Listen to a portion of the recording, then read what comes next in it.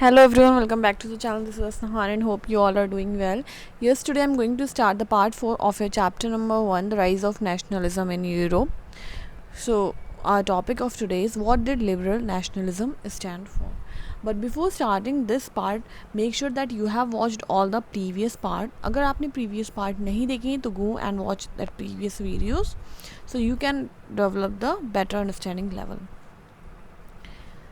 So without wasting time, we'll start our topic.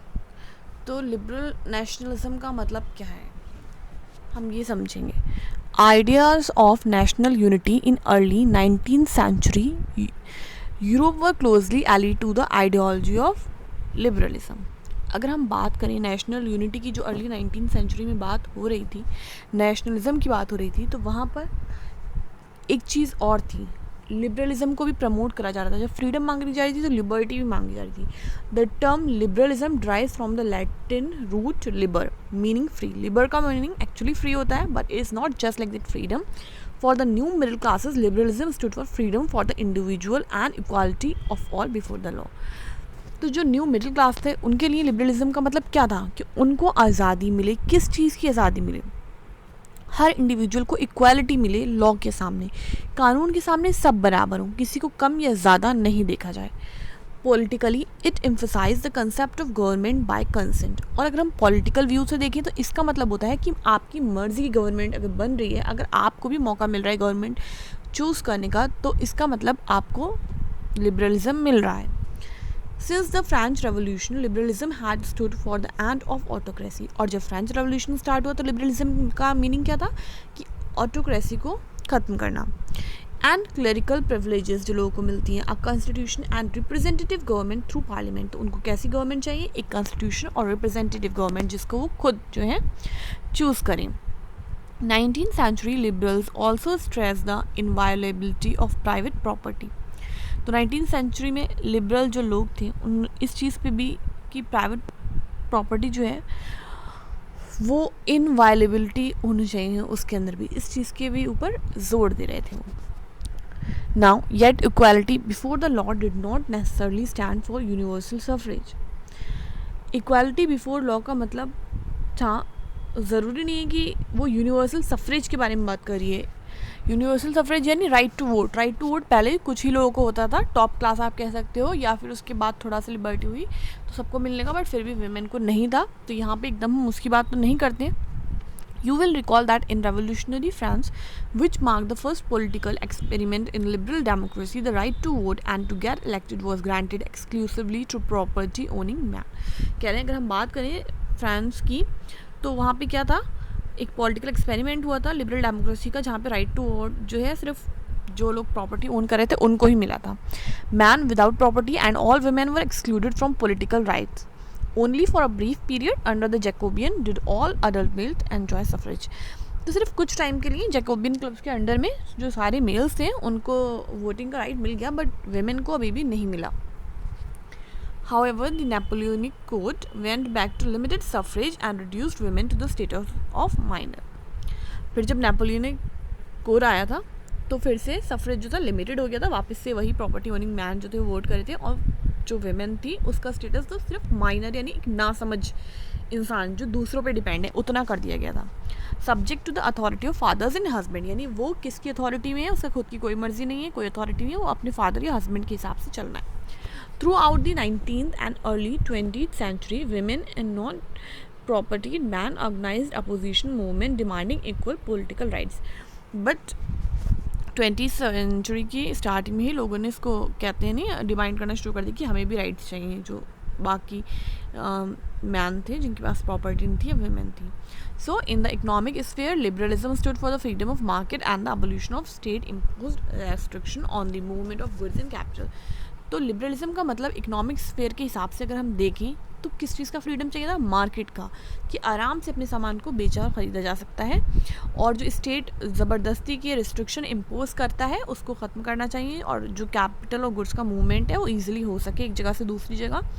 During the 19th century this was a strong demand of the emerging middle class. पूरी 19th century ये काफ़ी आप कह सकते हो बड़ी डिमांड थी मिडिल क्लास की. Let us take the example of the German speaking region in the first half of the 19th century. तो एग्जाम्पल लेते हैं, जर्मन स्पीकिंग जो रीजन था उन्होंने क्या करा, Napoleon's administrative measure had created out of countless small principalities a confederation of 39 states.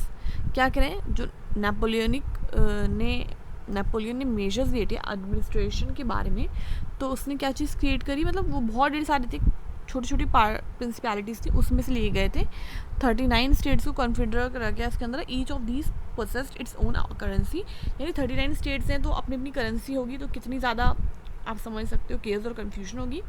And weights and measures, अलग weight अलग मेजर अलग currency. A merchant travelling in 1833 from Hamburg to Nuremberg to sell his good would have to pass through 11 custom barriers. तो 1833 की बात बता रहे हैं, अगर इंसान हैम्बर्ग से न्यूरमबर्ग जा रहा है कुछ सामान सेल करने, तो उसको 11 कस्टम बैरियर से गुजरना पड़ेगा, यानी 11 प्लेसेस पे कस्टम ड्यूटीज़ देनी पड़ेगी and pay custom duty of about 5% at each one of them. तो हर किसी को 5% देना पड़ेगा। Duties are often levied according to the weight of a measure or measurement of the goods. और जो ड्यूटीज़ जो थी लेवी करी जाती थी, लगाई जाती थी कि 5% लगेगा, कितना लगेगा, वो गुड्स कितना ज़्यादा भारी है, ठीक है, उसके according.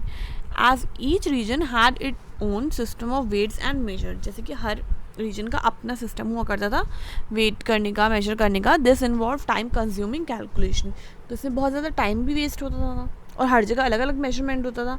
The measure of cloth for example was the एले, तो एक जैसे अभी हम कहते हैं इतना सेंटीमीटर का कपड़ा, तो उस टाइम पे वर्ड यूज़ होता था सेंटीमीटर की जगह ell, which in each region stood for a different length, ठीक है। तो अब हर जगह अलग अलग निकलता था एले।